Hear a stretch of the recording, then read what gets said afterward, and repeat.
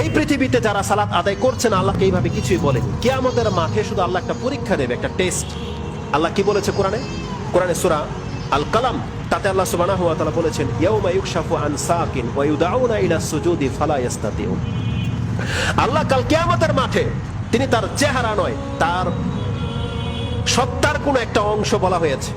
হাদিসের মধ্যে সাক এসেছে, আর সাক আমরা জানি হাঁটু থেকে টাকনু পর্যন্ত, এই জায়গাটাকে সাক বলা হয় আরবিতে।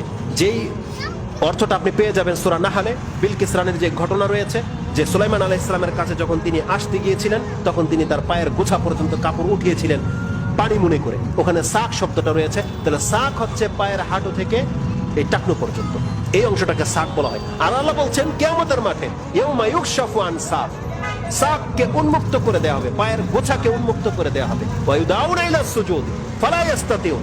এটা তো কোরআনের আয়াত, বুখারীর মুসলিমের মধ্যে সে হাদিসটা